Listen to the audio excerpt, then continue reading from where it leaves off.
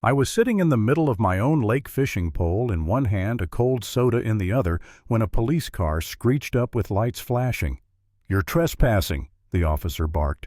Before I could even answer, the HOA president pointed straight at me like I was a criminal. "That's our lake," she shouted. 8 minutes later, I made one phone call that flipped the whole situation on its head, because I bought the very marina they'd been clinging to for years. But that was just the beginning of a war I never asked for. Act 1. The trouble starts. My name's Rick Dawson.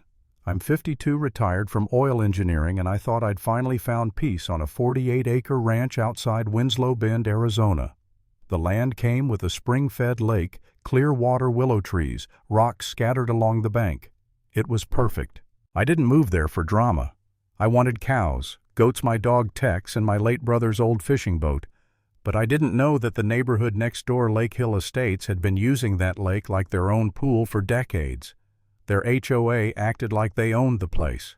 The first time I walked over with a plate of cookies to say hello, I met her, Margaret Pierce, HOA president. Tall woman, sharp haircut, shiny earrings, and an attitude like she built the whole subdivision with her bare hands. She barely looked at the cookies. "I hope you plan on taking care of the shoreline," she said, like she was issuing an order. "I'll do my best," I answered politely. "It's a ranch lake. I might use it for fishing, maybe even teach some kids how to fish." Her head snapped up. "Fishing? There's no fishing allowed on HOA property." I tilted my head. "Ma'am, it's not HOA property.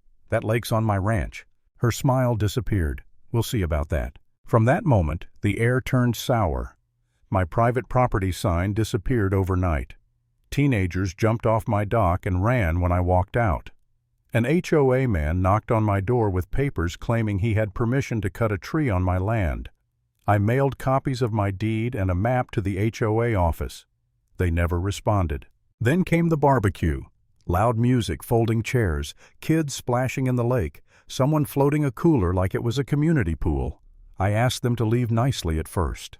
20 minutes later, Margaret stormed down the hill. "This lake has always belonged to the community," she snapped. "I bought it fair and legal," I told her. "I can't be responsible if someone drowns out here. And you never even asked." Her eyes narrowed into slits.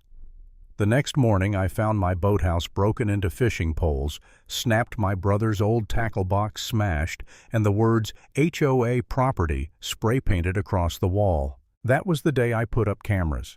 Something told me this wasn't going to end with a few broken rods. Act 2. Escalation and the twist. 2 weeks later, I woke early, grabbed my pole, and floated my little boat into the middle of the lake. Tex curled at my feet, sunrise turning the water pink. A camera strapped to my chest. Didn't take long. Margaret marched down to the shoreline, red-in-the-face phone in her hand. She called the cops. When the officer arrived, I was treated like a trespasser on my own property.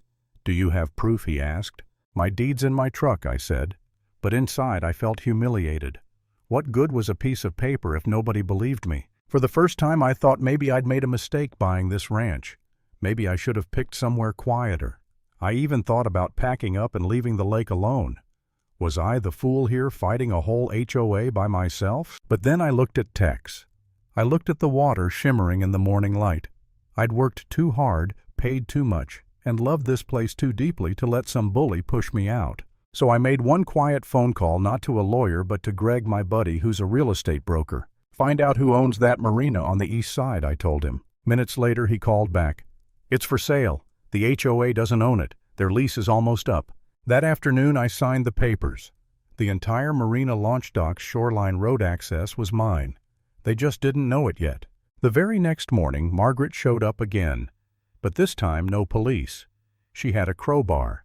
She pried open my boathouse door while Tex barked frantically inside. I sprinted down the dock, shouting, "Get away from there!" She spun around, hair-messy chest, heaving, crowbar raised. "This is our boathouse," she screamed. "There are cameras in here, Margaret. You just broke into my property. You think you can buy a lake and push us all out?" she hissed. "The cops will believe the HOA before they believe one cranky rancher." I didn't argue. I just locked Tex in the house and drove straight to town. If she wanted a fight, I wasn't bringing fists, I was bringing contracts. I built a gate across the marina entrance, painted it red, stamped private property across the dock, and hired a guard to stand watch. When the HOA's annual barbecue crowd showed up, coolers and kids in tow, they were stopped cold. "Sorry, folks," the guard said. "Private property now. You'll need written permission." From my boat across the lake, I clicked a remote. My voice boomed from speakers. "Good afternoon, Lake Hill. This marina is under new ownership. Check the county records if you've got questions. Or ask your HOA board for a refund of..." Nothing. The gasps, the whispers, the angry stares, it was priceless. That night my inbox filled with emails from residents. Some apologized. Some admitted Margaret had lied.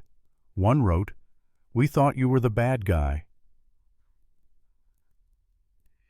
So I set up a town meeting at the lake. I showed deeds maps, videos of Margaret calling the police on me, and finally footage of her sneaking at night dumping bags of dead fish on my lawn. Her face caught crystal clear. Neighbors turned on her in real time.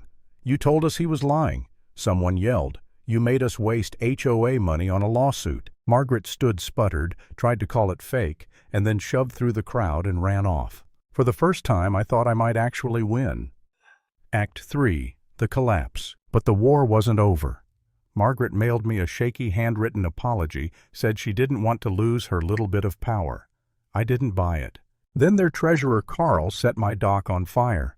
Security footage caught him with a gas can. The sheriff matched his fingerprints.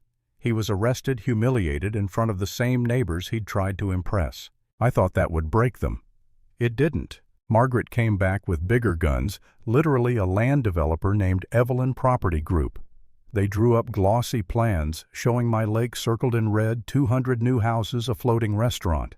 They wanted me gone. One morning I found a manila envelope at my door, photos of me of Tex, even of my sister's cabin. A note scribbled on the back. "Be careful what you protect. Some things break easy." The next day Tex disappeared. His leash was still hanging by the boathouse. My chest went hollow.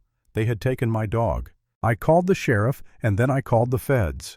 Because buried in Evelyn's redevelopment proposal was a dirty secret they'd already taken government grant money under false pretenses. That was federal fraud. By sunrise, unmarked black SUVs rolled into town. Agents raided Evelyn's office. Margaret was arrested, charged with taking a $75,000 consulting fee disguised as landscaping expenses. And hours later a call came in from a gas station. 2 towns over, a boy had spotted Tex tied behind a dumpster. Hungry, scared, but alive. When I pulled up, he barked once, wagged his tail, and leapt into my arms. That night, the city council revoked the HOA's charter, froze their funds, and dissolved their board. Their lawsuits, their parties, their so-called rules, it was all gone. And Margaret, she wasn't a president anymore. She was just another criminal dragged away in cuffs while the neighborhood she thought she controlled turned their backs on her. I didn't cheer. I didn't celebrate. I just stood by the gate of the marina, the official letter from the city nailed to the post. Rick Dawson, sole legal owner of the lake and shoreline structures. For the first time in months, the water was calm. Tex rested his head against my boot, and I knew this fight was over. One-line lesson. Being kind doesn't mean being weak, and no bully gets to steal what you've earned.